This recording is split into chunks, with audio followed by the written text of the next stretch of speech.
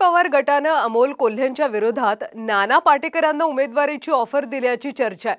पण खरंच नाना पाटेकरांना ही ऑफर आली आहे का? नाना पाटेकर राजकारणात एंट्री करणार का? जाणून घेऊयात या रिपोर्टमधून।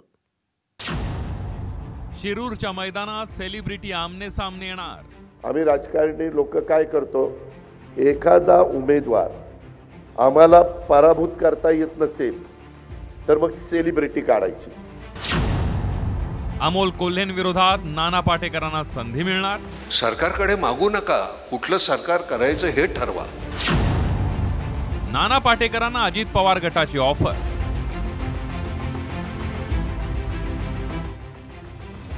शिरूर लोकसभेच्या मैदानात खासदार अमोल कोल्हेंविरोधात उपमुख्यमंत्री अजित पवार असा संघर्ष पेटलाय। अजित पवारांनी अमोल कोल्हेंना पाडण्याची शपथ घेतली आहे, पण उमेदवार कोण याबाबत अजित पवार गटाचं काहीच ठरलेलं नाहीये। अशातच अजित पवार गटाकडून नाना पाटेकर यांना शिरूर लोकसभेची ऑफर दिल्याची चर्चा रंगली आहे।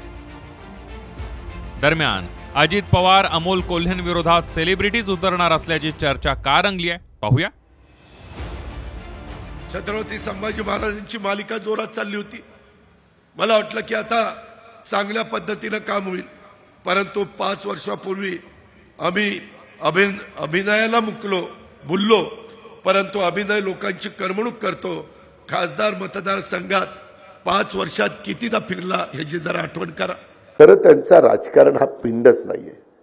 आम्ही राजकारणी लोक काय करतो, एखादा उमेदवार आम्हाला पराभूत करता येत नसेल तर मग सेलिब्रिटी काढायची।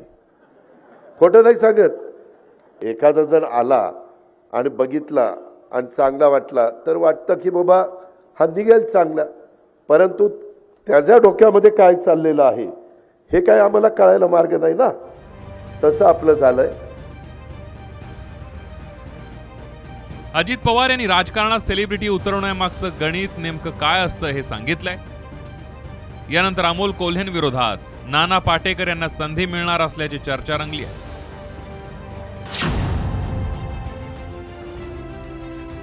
शिंदे गटाचे माजी खासदार शिवाजीराव आढळराव पाटील शिरूरमधून लोकसभेच्या उमेदवारीसाठी इच्छुक आहेत, पण एकनाथ शिंदेनी शिरूरच्या जागेसाठी कोणतीही ठाम भूमिका न घेतल्यामुळे त्यांचा हिरमोड झालाय। उमेदवारीसाठी शिवाजीराव आढळराव अजित पवार गटात जाणार असल्याची चर्चा ही रंगली होती, पण अचानक शिवाजीरावांनी लोकसभेच्या उमेदवारीबाबत नरमाईची भूमिका घेतली आणि नाना पाटेकरांचं नाव चर्चेत आलं। दरम्यान दिलीप वळसे पाटलांनी या चर्चेमध्ये तथ्य नसल्याचं स्पष्ट केलंय। चर्चा काय, चर्चाच असते, वस्तुस्थिती वेगळी असते, त्याच्यात काही तथ्य नाही। दरम्यान अमोल कोल्हेंविरोधात नाना पाटेकरांच्या नावाची चर्चा रंगलेली असताना स्वतः नाना पाटेकर यांची राजकीय भूमिका काय आहे पाहूयात। मला राजकारणामध्ये जाता येत नाही, कारण मला आतमध्ये पोटात आहे तेच ओठात येतं। दुसऱ्या दिवशी मला काढतील त्या पक्षातून। शिरूर लोकसभेची निवडणूक अजित पवारांसाठी प्रतिष्ठेची लढाई झाली आहे। अमोल कोल्हेंना पाडण्यासाठी अजित पवार पूर्ण ताकद पणाला लावणार आहेत, पण सेलिब्रिटीला पाडण्यासाठी अजितदादा पुन्हा सेलिब्रिटीला शिरूरच्या मैदानात उतरवणार का हे पाहणं महत्त्वाचं ठरेल। ब्युरो रिपोर्ट, साम टीव्ही न्यूज।